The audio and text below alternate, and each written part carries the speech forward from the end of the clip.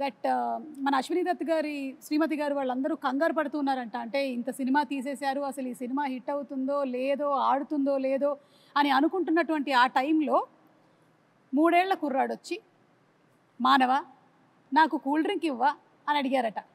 ఆ 3 ఏళ్ల కుర్రాడే రామ్ చరణ్.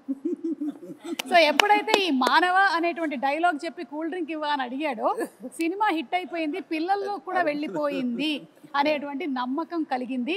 మరి ఆ కుర్రాడే ఇప్పుడు మనల్ని నెక్స్ట్ క్వశ్చన్ అడగబోతున్నాడు. So let's have Ram Charan's video please. Congratulations Jagadeka Veerudu Athiloka Sundari dream team తీసిన సినిమా 30 years ముగించింది.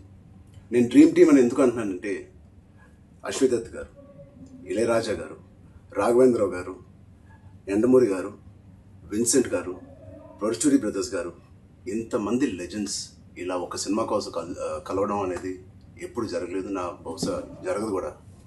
అందునే మా జనరేషన్ అందరూ వీళ్ళని డ్రీమ్ టీమ్ అంటారు.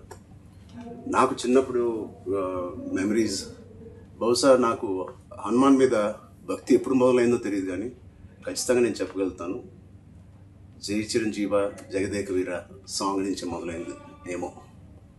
It's most memorable film.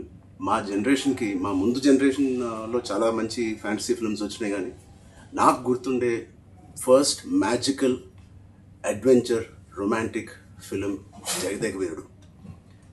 And అని మెమరీస్ ఎన్నో ఉన్నాయి ఆ సినిమాలో, మాట్లాడుకునే సీన్స్ కానీ అవన్నీ. బట్ ఆఖరిలో దేవకన్యగా వెళ్ళిపోతున్న శ్రీదేవి గారు మామూలు మనిషిగా మారిపోవడానికి ఆ రింగ్ తీసి వాటర్లో పడేసినప్పుడు ఒక చేప మింగేస్తుంది.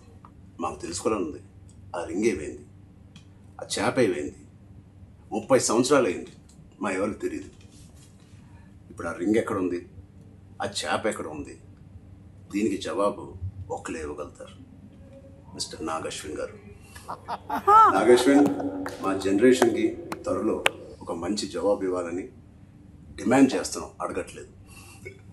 Thank you so much. అంటే లైక్ ఫాదర్ లైక్ సన్. ఇది తెలియకుండా అదే నేను అన్నమాట. ఇది ఎగ్జాక్ట్లీ అబ్సల్యూట్లీ నో క్లూ. ఇందాక అనుకుంటా నెక్స్ట్ జనరేషన్ సినిమా చేసి ఎవరెవరు ఏంటి అన్నప్పుడు, సార్ ఆన్సర్ చాలా సింక్ లో ఉంది.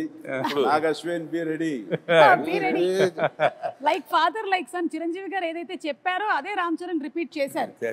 నీ గడ్డానికి నా గడ్డానికి పోటీ నాగేశ్వన్. ఆయన ముడేసేవారే, ఎలకు జుట్లేదు కానీ.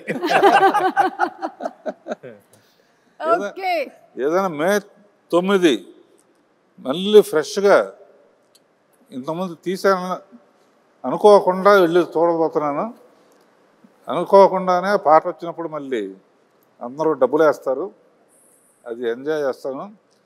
కొన్ని అద్భుతాలు జరిగినప్పుడు ఆనంద బాష్పాలు అంటారే, థియేటర్లో వెనక నుంచి చూస్తూ ఉంటే పాటకు డబ్బులు వేస్తూ ఉంటే ఆ కడప నీళ్ళు వచ్చేస్తాయి.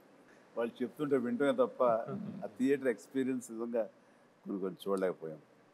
అండ్ అంటే జనరేషన్స్ మారిపోయింది 35 ఏళ్ల క్రితానికి ఇప్పటికీ. అండ్ ఖచ్చితంగా లేటెస్ట్ జనరేషన్ దీని గురించి వినుంటారు తప్ప కని ఉండరు. వాళ్ళందరూ చూడేసేందుకు గొప్ప అవకాశం ఇది. అండ్ మీ పెద్దలు, మీ తల్లిదండ్రులు, ఆ పెద్దవాళ్ళు ఈ సినిమాని ఎంతగా ఆస్వాదించారో మీరు వినుంటారు మాటల్లో. ఖచ్చితంగా అది నిజమా కాదా అని తెలుసుకునేందుకు May 9th ప్రతి ఒక్కళ్ళు, ప్రతి యంగ్స్టర్, ప్రతి చిన్నపిల్లలు వెళ్ళి చూడండి, మీరు ఖచ్చితంగా ఆస్వాదిస్తారు. And entertainment is guaranteed. God bless.